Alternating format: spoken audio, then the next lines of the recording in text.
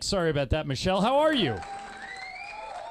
Oh, no problem. There's a lot of unshows out there, so I understand getting the mix-up sometimes. Yeah, but we haven't talked to you since last season, so it's great to have you back. And since last season, you have decided to pick a new team. Now, we were talking about this a couple of weeks ago.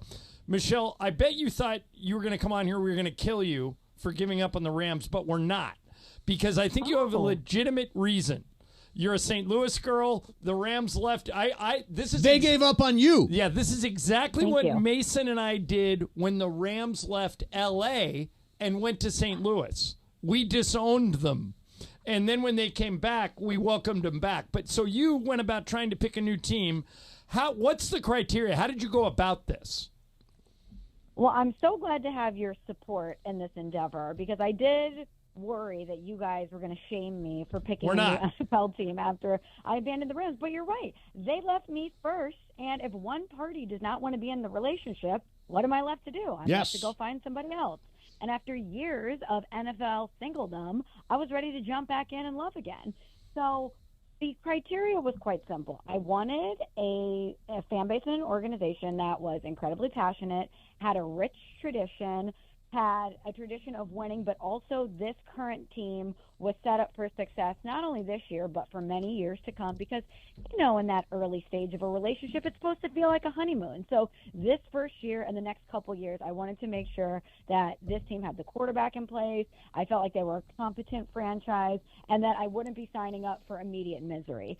And then, as you know, I had a rough experience with an owner. You guys obviously love Stan Kroenke because he brought the Rams back to L.A.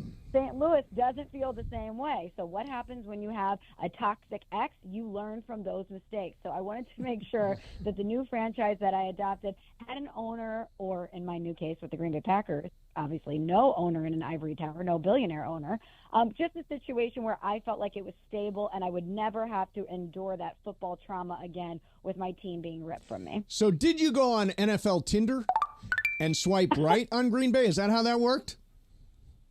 I think this was an initial Tinder swipe, right? But then we had gone on several dates before we decided to make it Instagram official. Got it. All right. Yes. So, Michelle, be honest about this. This is a weird question, I know.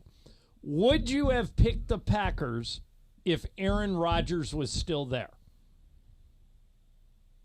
Interesting question. Same set of circumstances. Yep. He's in his 40s, coming off an Achilles injury. Right. I think they would certainly have been in the running. I love everything about the Packers organization. Obviously, I mentioned the ownership there, but when you're talking about tradition, we're talking Titletown. Lombardi, the trophy is named after their coach, for crying out loud. We have an organization that's had a lot of consistent success, so that intrigued me. But I don't know if they would have gotten the final rose because for those who didn't follow along on this journey, it came down to the Green Bay Packers and the Chicago Bears. And I loved the idea of me and my quarterback being on a similar timeline, if not the same timeline. So that would have been a harder sell for Green Bay, even though I love the franchise, knowing that they could potentially be in quarterback turmoil in a year. Now, we got us here. Ostensibly, we get you on to talk a little gambling, and we'll do that. I'm throwing out parlays. I threw out a big parlay today. Did you get it, Ireland? Yeah, this is not going to win. Okay, 10,000 mythical dollars, 5-leg parlay. Derrick Henry, anytime TD. I think that happens. I think he scores. Yep. Derrick Henry over 6.5 receiving yards. One catch. No. One catch. No, I think that trips you right there. Come on. I don't think they're throwing the ball to Derrick Henry. One catch. What do you think, One Michelle? Catch. I love where you're going with the Derrick Henry touchdown. The Ravens' run game was obviously insane last year. You fortify that even more by adding Derrick Henry. I think they're going to want to get him involved. I don't know about that second part. I'm with Let's you. go. All right, what's the third leg? Isaiah Pacheco, anytime TD. I like it. Okay. Lamar Jackson, under 19.5 completions. Interestingly, he completed 19 passes in last year's AFC Championship game. I don't like this one either. I think Lamar's going to run the ball more. I don't think think Lamar's going to come in as super much. focused, Michelle. I could easily see him getting 20 completions. How about you? I think they're going to lean heavy into the run game tonight as well. I think they're looking back at that AFC Championship game. They deviated from their identity and what got them there in the first place last year. I still can't believe they did that. In researching this game, going back and looking at that AFC Championship game last year, this was a version of the Kansas City Chiefs that felt more vulnerable than we've seen them in years. And the Ravens' strength was part of the Chiefs' weakness, and they abandoned it. I don't think they're going to make that same mistake tonight. And by the way, the last leg is points total under 46.5. I went back and I studied the history, and the under wins most years for the opener. So I went under the 46.5. I don't know about that. I'm not going to. I think I might go with the over because what was that score in the AFC title game? I think 17-10. I'm not going to let that trip me up on what we saw the last time. I think this could be a high-scoring game. Okay. Michelle, I know you're rooting for the Packers tomorrow night because that's your new team, but I think that game's a coin flip in Brazil. Packers-Eagles. Who wins, do you think?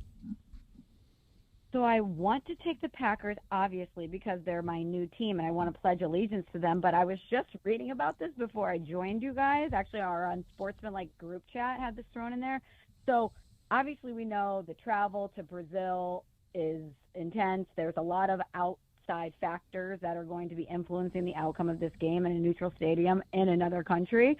But the Eagles got their team hotel close to the stadium in Sao Paulo, and the Packers have a longer commute.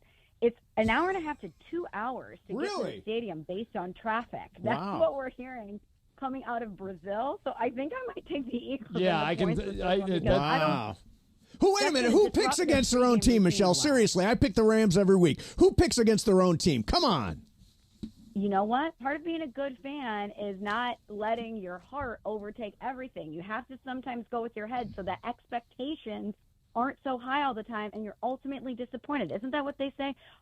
Expectation is the root of all heartbreak. So I'm trying to be reasonable here so that I'm not bummed out if they do in fact. Okay, so the word is fan from the term fanatic. All right, Michelle. Wait a minute, Michelle. So I'm going to give you two. We're going to give you two more games. All right. Okay. Speaking of Mason's fandom, he thinks the Rams can go into Detroit and beat them. I think he's crazy. The Rams left tackle, Alaric Jackson, is suspended. He's not playing. I think Detroit has their sights set on the Super Bowl. I think the Lions win this game. Mason's taking the Rams. What say you?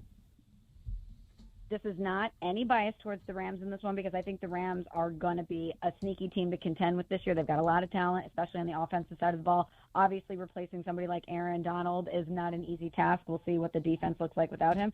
But I think Detroit is going to win this game outright. I think that, without Aaron Donald, what that defense is going to look like going up against that high-flying offense that the Lions have, all that talent that they have, they're a team that's tough. They have that Dan Campbell identity. They're obviously not happy with the way their season ended last year. They are coming out trying to make a statement. I think the Lions are going to beat the Rams. What, am I on the show with a couple of lemmings? Are you guys just following along with the crowd? Like, Detroit, no, well, here's the other game. Detroit. Well, here's the other game I want to ask you about, Michelle. Brian Cohen, who works on our show, has the best hair on the show. You have great hair, Smallmon, so you know that it's tough to get great hair.